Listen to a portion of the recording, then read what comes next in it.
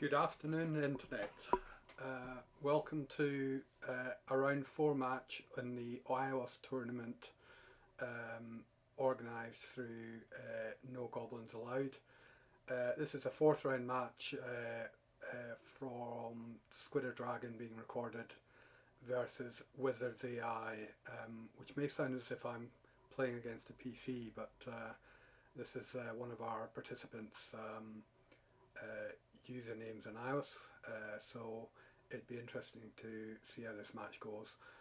All the decks in the iOS tournament have been submitted in secret. Players only get to find out the match, what the deck lists look like when they match up. So that makes it interesting. So this will be the first time I'm seeing Wizard's deck, and likewise for him. As before in my matches, I'm playing the Azorius Tempo. We're starting off with the first round starting deck lineup. I've arranged through NGA to have Wizards available at this time, so I'll try and to get the match up, and hopefully we have no problems in finding them and joining the match. So I'll just try and call it up now. It's obviously a casual match. If I hit continue, helps if I actually, a bit tricky when I'm doing it on a MacBook. I'm trying to hit the MacBook where obviously I need to be on the iPad. Justin Skinner is Wizards AI, so I will send him this invite, and hopefully he'll be able to join us soon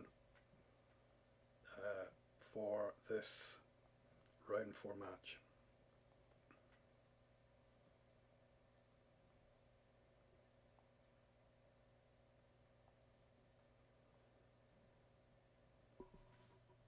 So just wait, and hopefully he will join.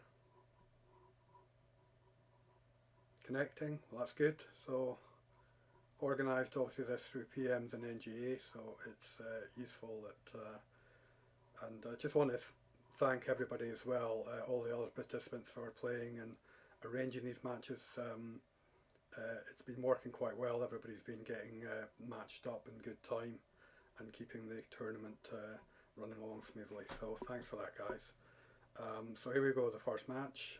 Avatar's white, and this probably doesn't tell very much, but we'll find out. I just hope that we have 3 good games in this match, and I guess may the best deck win and player. Just hopefully neither of us make any serious gaffes, but we'll wait and see. So I'm waiting for him to join. And player doesn't come up with Squidder Dragon. I'm sure I'm signed into Game Center, but there we go. My starting hand, good amount of mana. I do have, it's a bit risky this, but I'm going to keep it because I have the Whirler Rogue, which I know I can get out from the mana I've got. I just have to hope that I can get a, we've got red, so this might be well be a, oh well, we're up, this could be quite a tough match for me because it's up against aggro, and aggro is probably one of the worst matchups in this deck, but we'll see how it goes. I think I need to get creatures out fast, so I'm not going to play the tap land much as I might like to, but I need to try and bring my draw of the Felidar Cub online as soon as possible. Not really that big a problem going behind this early, as long as I can put some decent defence. I will also have the counter coming online, so that's going to help. Well, that's quite a play there. He now has, on his turn 2, he has a 3/2, which is not ideal. Fortunately, I have at least a blocker to take that. I imagine he'll attack with that, so we'll need to trade, and his goblin will go through, and of course he has hopefully one more play, so it looks as if he's going to establish quite a good board. From my perspective, I should be fine because I have the Whirler Rogue, so at least I would get some board presence. He's not attacking with the 3/2, he's just happy to swing with the 1/1. For now I'm going to let that go through because it would probably be a mistake to block. If he has removal, he could have used it anyway, but I'll be quite happy to take the one hit. For now,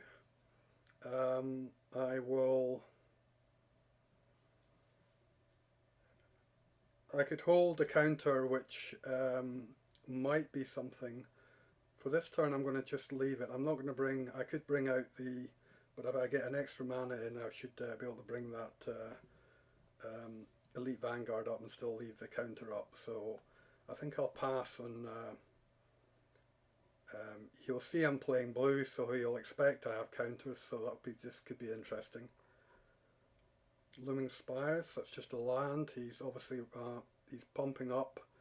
That's unfortunate because that's going to be able to swing now. I guess he'll attack with the goblin as well. Yes, he's attacking with the goblin as well. So I think choices. I'm sure he has removal for the 1/1, but then of course I have a counter, so I will block his 1/1 just to save some damage. Counter any follow-up such that it is. Okay, Goblin Narcissus obviously kills me anyway. That was a bit of a misplay from me, but at least I have the Elite Vanguard as a follow-up, and I've got a second spell counter, so that's I just have to hope now. I will prefer to hold the counters up and hold back, because if he gets any more power on the board, that's going to be a problem, I think. I will probably have to block with the Vanguard if he attacks. He could well have a land coming out too, but obviously I can counter. He's ramping quite well on land though, so that becomes an issue. Right, so now we get, I'm still not coming up with any creatures, which is unfortunate. I could bring the rogue out now, but I dropped my counters, which I think for now I'm just going to be happy. I'll just have to be patient and wait. I will skip the attack. You'll see I have a lot of mana up, but I have counters. Next turn I'll have both counters actually active, but I will probably then have to start playing some, play the Whirler Rogue out at some point. I think, okay, let's stop. He's going to expect this, I guess. It's a Grave Digger to bring his Arsonist back, I guess, but we'll stop that happening. He's probably expected that, so we can counter that. And at this point in time I think I will play the rogue. Let me just see what's happening here. I have the clutch. So what I'm thinking, I'm happy to do, I'll see if he wants to trade. I think I'm happy to put the Whirler Rogue out. I could also,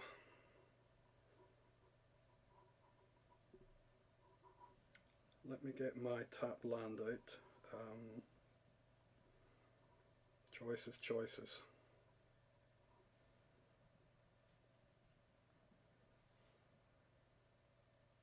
Let's see if he wants to trade.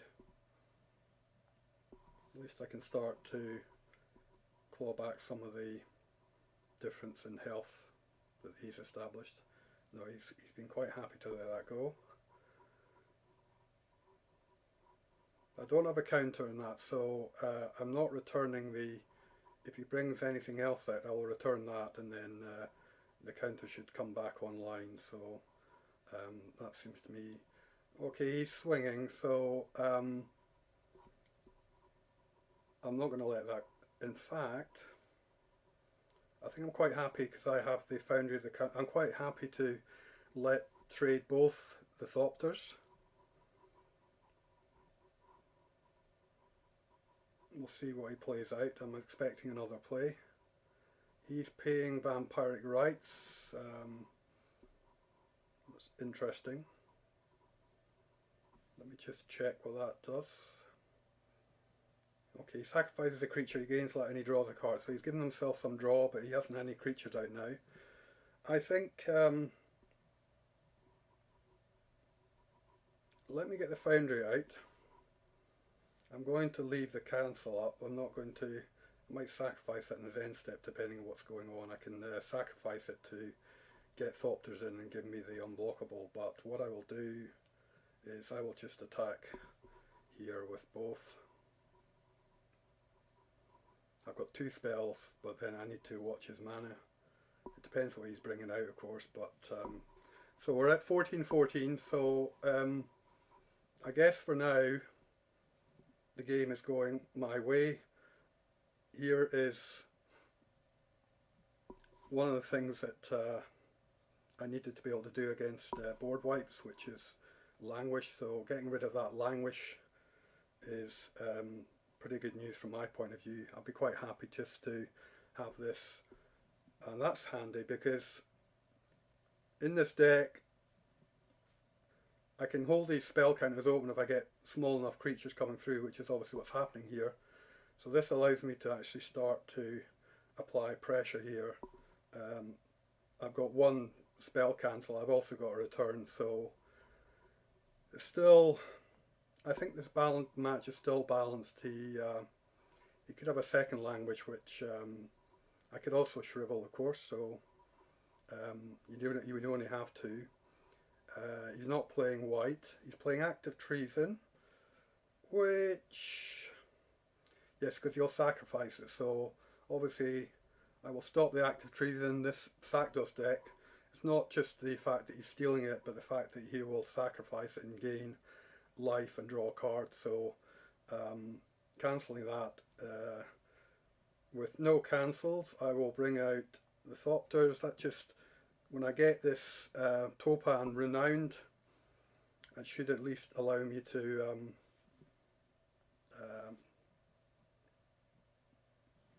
put it through unblockable. He's playing red though, so I'm expecting he's got some form of Radiant Flames would be another obvious. I think if he has Radiant Flames, he needs to be playing it kind of about now, otherwise this first game goes to myself. I was thinking about that I might need to make a sideboard change with this. There's another languish and I'm tapped out, so he wipes the board. So that was always a risk. I get another Clutch of Currents, which isn't really doing me much good. The good thing is if he brings something out, I can return it, so it buys me some time to get some more power in the board, which is useful. He's still quite a bit away behind in health. He's got a Rise from the Grave. What does he bring back? Oh, that's interesting. He's bringing back a bit of a mistake there. Oh well, that's clever because he's got the Thopter, but I can return my own Thopter. It will go back to my hand, which is handy. I can also cast this with Awaken, so that gives me power in the board. I normally pick the special lands to Awaken, just for a bit of pose, nothing else. I've also got another Clutch, which I think I'll hold just in case he has. With the 2 Thopters, obviously it gives him that ability. I mean, he can obviously, if he needs to draw, he could sacrifice one of the Thopters and draw. He's obviously blocking because obviously we're on 4 life, he can't afford. Next turn though, the Whirler Rogue will come out and I will be able to send the 3/3 through unblockable, so that'll put him in 1 life. I also have noticed I just have, he's got active treason, which is fine. He will sacrifice that, which is unfortunate. I think I get, yeah, he's going to sacrifice, otherwise it returns to my hand, which he doesn't want, so he will sacrifice, I'm sure. He will leave the Thopter up, which is fine. I've got a choice here to play Gideon. It's probably the best thing because he's got active treasons galore. So I think if I bring, and I'll be able to bring Gideon out and also create, um, actually, no, I will. I'll play safe for now. I was going to sacrifice immediately, but that would be a bit of a bad move at this step. It's tempting, but I've got enough defence out for Gideon. I can make Gideon unblockable with the Whirler Rogue, so this should be the match. Even Radiant Flames isn't going to touch a Planeswalker, so that's his issue. And of course, I still have the Whirler Rogue in my hand, so interesting tactical match this first game, but it does look as if it's going my way, which I'm a little bit surprised about seeing his start that he had. But I think this shows that having spell cancels and using them at the right time was obviously pretty instrumental in the match. So here we go for what should be the win. I'll bring the Whirler Rogue out. I will create Gideon is a 5/5 unblockable. I will make him unblockable with the Thopters, and we'll just send Gideon through. I mean, in theory I should send everything, but well, maybe I should. Let's send Gideon, and for insurance, for removal, let's send the 3 of these through. I'll take a quick screenshot of that. Just, I am recording this, but just for posterity, and just confirm the attack. So, game 1 to me, which, as I said, I am surprised about. He's making a play here. He's drawing. Does that give him something? Oh, he's drawing to give him life. He's still, it's just as well I attack with everything, because 5 wouldn't have been enough. So that was the first game of this round 4 match. Nice play there. We will set up, I'll give him some time to sideboard. We will set up for the next game. Quite often when I restart, I get bounced out. We'll see what happens in the match. If I think about sideboarding, did I just get lucky? Probably. It's tricky to know. Do I stick with a deck that's just beat him? Having the cancels. If I change the deck, I don't want to remove any cancels, but my builds don't do that. So I will go versus battle again, and this is choices. This knowing he's got steel, there's not much I can do about that. There's nothing I think in my sideboard that particularly, other than having the cancels up. So what I will do is I will stick with my original deck.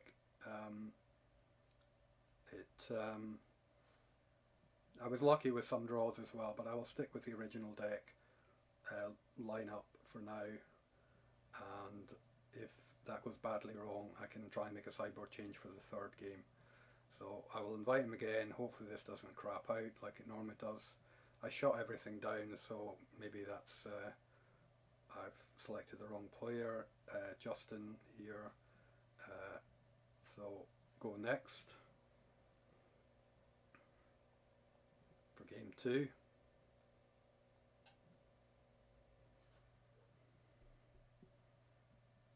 So I'll be interested to see if he made sideboard changes, and we're going to find out obviously when the deck lists are up and people can do their commentaries. I don't know. I'm hoping people are at least making notes if they're not recording, so they will be able to feedback on kind of what choices are going on, particularly in the sideboards. The difference with this tournament over the Xbox One is we do have sideboards, so people have a choice to make in terms of whether they want to sideboard to improve the deck's performance. Tricky for him, I think, with the deck and that. I mean, you know, the languages, one language worked obviously, but the first one didn't, which was pretty key for the match.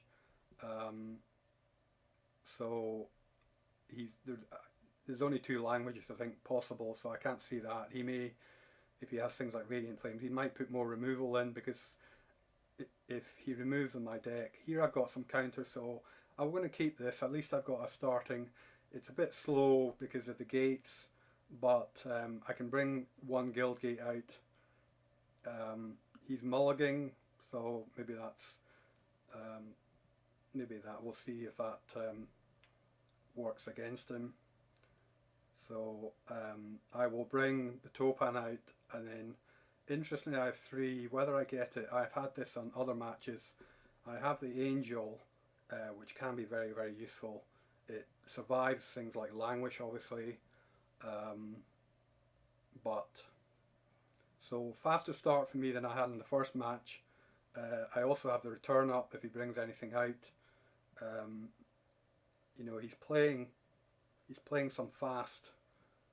Obviously, I want to get this renowned as soon as I can, and then obviously hold the counter up. So he's playing a Malachor Cullblade, which is, I think, from memory, it's a Death Touch creature. Oh no, it's not. When a creature an opponent controls dies, put a 1/1 counter. So it's not got Death Touch. Let me just check again. There's no Death Touch going on there. Let me hold the counter up. I'm not going to return it. I'm going to attack. I can't see him wanting to block it, but the good thing about the Toppan, of course, is it has Vigilance, so if he blocks it, he just loses it. Otherwise, he lets 2 damage go through, and he's now a 3/3. I'm expecting with black as well for him to have removal like Bone Splinter, something of that order, which I can't. Well, I can shrivel that now, and in fact, I've got 2 counters, or I will have 2 counters coming up. So for now, I'm going to Liliana. So Liliana's dangerous as a planeswalker, so I think that was maybe a bit of a misplay. It's always dangerous bringing an early planeswalker out. He knows I'm playing blue, he knows I've got cancels. I've got a second cancel up, as you can see. So I don't know, maybe this is, I think I'm vindicated in keeping the deck as it is for now. I now have this 3/5 coming out, which is going to make things difficult.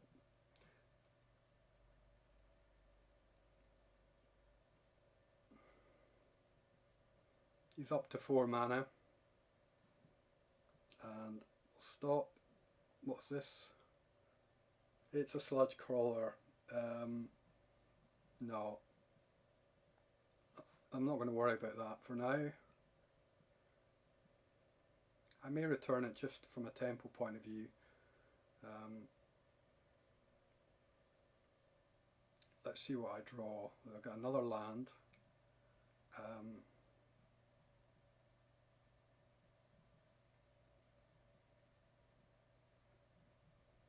I will bring the Angel out, I think. Drops the counter for now, but on 4 mana going up to 5 potentially. I could play...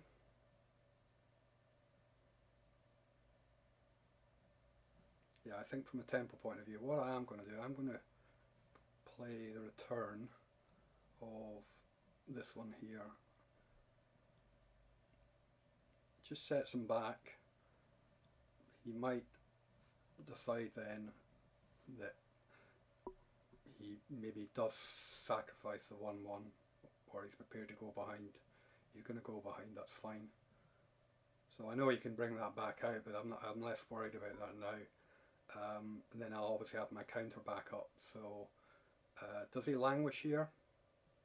He doesn't kill the 3/5, of course, so that's why it's quite good for this being in the deck. He's got the mana for languish, obviously, but I'll hold that counter open. I think probably, unless he starts getting active treason is another one, but particularly if he has something to sacrifice. So he's bringing the Sludger back out, which is fine. and he's ending his turn. My counter's back online, so I will bring 1, 2, 3. Well, I may as well bring the untapped land out. It's probably just as well. I don't need the tap land for now.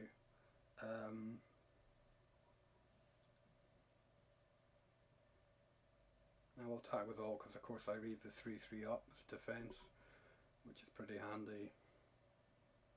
Not much you can do about it, and as I say, he doesn't know. He must think I have the counter in hand. So I don't know language I could counter.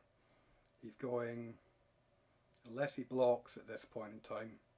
I'm not sure why he's not. He wants to try and give himself a fighting chance. So does look as if game 2 is going to me, which is unusual.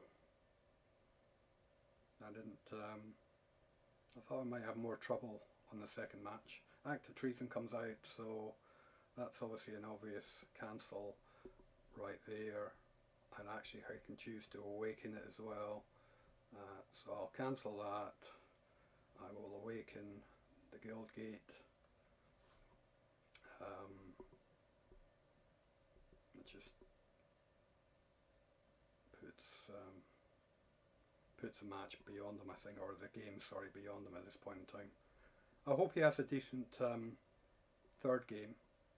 I don't like it. I know it's nice. I mean, Covert Go Blue has had a few 3-0 matches, which is a testament to the fact that he builds very well and he plays very well, but it makes it it's disappointing for people going matches winning, losing 3-0. So that's the way it goes. So let's attack with all. Confirm. He will have to block. You can't block the. He's electing to. Yeah, he's giving him a chance. He's giving himself a chance, which is laudable, I guess. He's making me work for it, which why not? Traitorous Instincts, decent. Fortunately can't cancel it. At least he gets to do 5 damage with my own creature, which is decent enough. What does his last card play end up being? Difficult to know. No, it's come back to my hand, so that's a good game. I think unlucky, I think, a bit there with it. It's difficult, I think, playing with counters, particularly when I get counters early, which has happened in both these games. It really just doesn't really give them much of the way back. But I will hope for a better last game for him. Again, I'm going to stick with that build. It seems in this case, whereas the matchup against Covert Go Blue, I think he probably would agree as well that it just wasn't the deck for me. This one, I don't know. I am being lucky. I appreciate that. It's not purely down to I've just had some luck, and that's the way it goes. I actually have, for interest, pretty much a paper version of this deck. So I do enjoy playing paper Magic, but not sort of in any Friday Night Magic or competitively. The cost of paying paper tends to be quite expensive, but I've enjoyed over the past few years playing building decks that I enjoy playing in duels. Sometimes that gets difficult because some of the cards can be very expensive. So in this particular deck, I have all the cards, including the cards in the sideboard. The only one I don't have. So let's just type this up. Final game.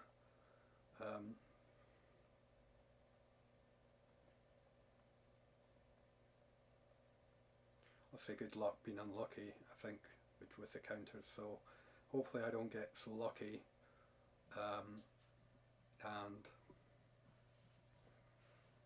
But of course, I think that's what people want to see as well. I mean, one of the good things I think hopefully people like about watching these matches is obviously kind of learning, and they want to see people playing as well as they can. I'm not saying I'm the best player, but I think I play a decent enough game. I think I'd like to think that people have to beat me then, rather than I throw things away. But of course, I think we can all make dumb mistakes in matches.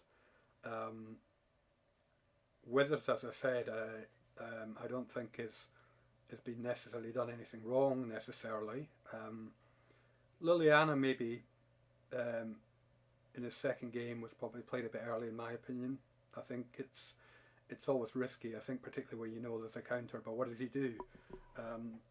You can't just sit with it in your hand and be frightened to play it. So I think that's always a difficult choice. I'll be interested to see what people when these videos finally get published and people want to comment. I'd be interested to see what people's views are. Again, I've got the angel, I've got counters, I've got a return. Just for the simple fact that I have counters in the type of deck he has. I'm sorry, Wizards, but I'll play this and just hope that I get some early game pressure coming down on the board, and I can hold the counters back. So I guess I'm happy enough. I say it was disappointing for myself to go 3-0 against 0-3 against Covert Cold Blue, and I mean, again, it's a testament to the great deck that he had, and the fact he's a fantastic player. So I'm not saying I played perfectly, but it would have been nice to have taken one off him. But it's like a similar thing here. So he's going to that's my second white. No real panic now for returning that for now. I mean, it's obviously better to hold it to get more mana. I've got that 4-5, so it comes down to mana and that, but even if I'm not getting the extra white for the angel, I should get the 4-5 out, which if it comes out in curve, again, I'm going to let him go with the 1-1. These, particularly with what I've got potentially coming out, I don't think this is that big an issue. You'll see I've got 3 mana again, so again he'll be thinking that counters, and there is my how lucky can you get. So Languish again can't do it. The 3-5 is going to protect me, so I'm afraid the 3-5 comes out. He's got, that could have been a mistake. That could have been a mistake right there, which is fine. He needs a luck, and maybe the luck has to come from me making a mistake. If he's got active treason, and if he got the ability, yes, he's got active treason, which we knew he had. I'm not sure if he can sacrifice it though, so if he can't sacrifice it, unless I'm missing something. He can, of course, with the 1-1, can't he? So that was a very bad play for me, actually. Serves me right, I guess. Pay attention. Bone Splinters. Okay, right, so he's sacking it with Bone Splinters. So yeah, good for him.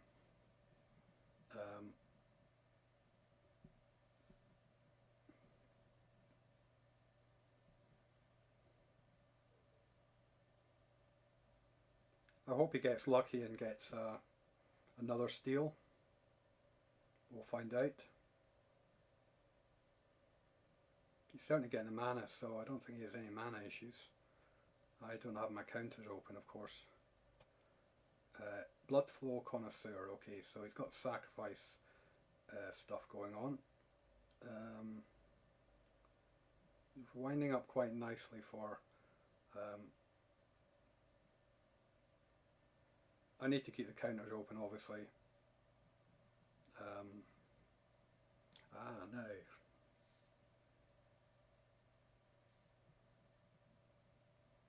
Let's bring that out. Creature to tap. No flyers really, but let's...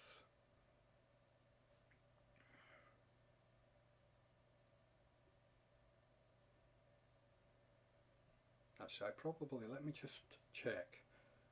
So when a creature dies, when an opponent controls dies, which I'm not planning to let him kill anymore. Bloodflow Connoisseur, yeah, I think 1, 2, 3, but that I lose the counter then. So let me bring Kithian out, leaving the counters up. I'll get ahead, obviously. I'm behind it currently, but I can swing for 4. Trying to keep myself in this. He's top decking at the minute, so, and I've got spell counters, so you can chip away with these guys, or does he? What does he do? What does he do? Yeah, he's sacking to do 1 damage. Stop that, so I can make him obviously indestructible. So he should have seen the mana was up. Obviously my counters are down now, but at least I keep Kithian alive, why not? And I can obviously, I think I'll probably let the 2/2 get a little bit bigger, and then I can Royal Spout it. I mean, I've got the counters anyway. There's the 3rd Shrivel, so that's just that's getting pretty unfortunate for him. I don't think he's got anything he can do about this flyer coming at him. There's no point in attacking with Kithian because and he can now become invulnerable and still leave the spell counters up. So again, this is just bad luck, I think, unfortunately. He's getting, depends what he's casting. If it's big cost, so yes, I can block again, because guess what? I can make him unblockable. So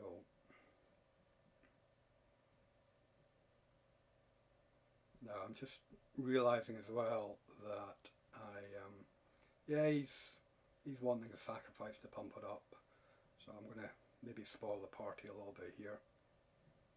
We will see. Right, yeah, okay. I was going to sack the land to create tokens, which would give me the ability to make Kithian go, but I won't do that. I will bring out the River Marshal. I'll swing with a 4/5. I've got counters open. He's still top decking, unfortunately. I think that's his. I think a bit too much mana flood is part of the problem here, but I think maybe the timing of his spells. I mean, would his active treason have been better used? But with the angel out, I mean, I probably would have done the same thing. There's another active treason, so he must see this coming. It's fairly obvious, I think. At least he can attack now. I can't. I can just let it go through. There's no real danger. All right, he's got it. He had the land, of course. I was not counting on that, of course. Never mind. And he'll sacrifice it, of course. But then it's time to Royal Spout, and then I will trigger the Thopters. No, I'm not gonna block. I know he's gonna sack, and I will spout. I will spout the 3/3.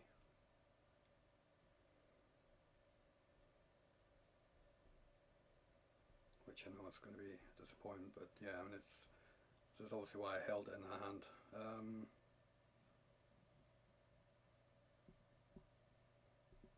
Okay, and I can do this with Awaken, or do I? No, I don't Awaken it. Let's just play for its cost to keep my cancels up. return that to his hand.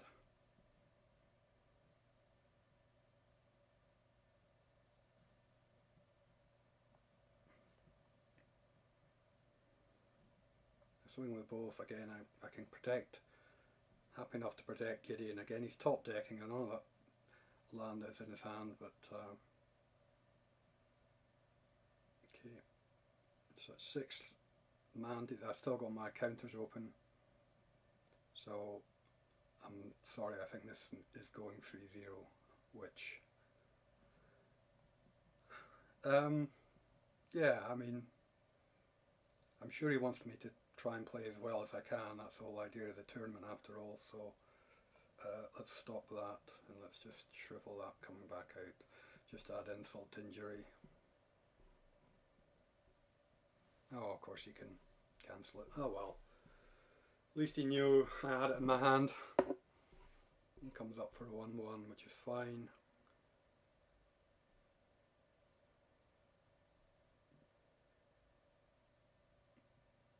And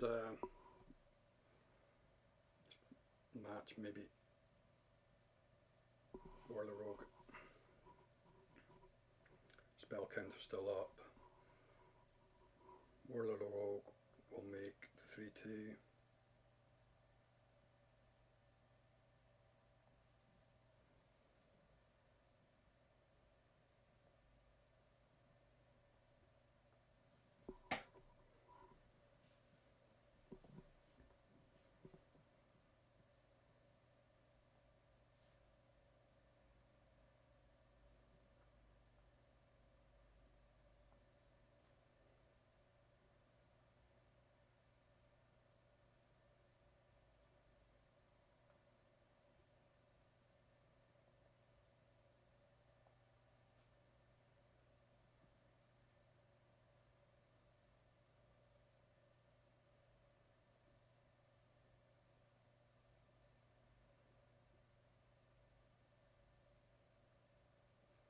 Self-sacrifice here of the so what was the last card in his hand? Well, he's drawn another. What was the last card in his hand? Who's to know? Who's to know? No, it's another. I think he was relying on low creatures, so you know, obviously a bit of a. Well, may as well show him just so I get to show the whole deck. As I stuck with the original deck, this hadn't come out, but it's nice as a kind of late game because, as you'll see, just to show the point, I can tap that down. It's a bit academic, I know. I'm not going to be a dick about this. I'll just go in with the marshal to close out the match.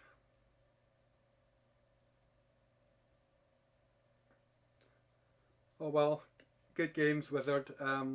Again, pretty unlucky with those counters. I think you know, I'll get the recording out, as I said, when the game comes out, and you know, hopefully you can kind of look back on it. But yeah, I think it's just. I mean, I've had the same myself. I think that was just you know, the maybe not such a great match. It's a good deck. I mean, Sacdos is an interesting deck idea. You know, it was obviously working at times with the Act of Treasons, but it was getting ahead enough, and I think particularly against the control deck, it was going to have a tough match, particularly if the controls come online. So thanks for watching, everyone. Be back hopefully soon. We'll try to keep this tournament moving along. So I'm trying to obviously try and complete my matches at least one a week. This is my round 4 match, so I'll probably organise to have round 5 and 6 drawn, so at least we can just keep matches coming. So there's a few matches to go in round 4, and I think there may be one outstanding round 3 match. So thanks again. See you later. Bye. Scooter Dragon.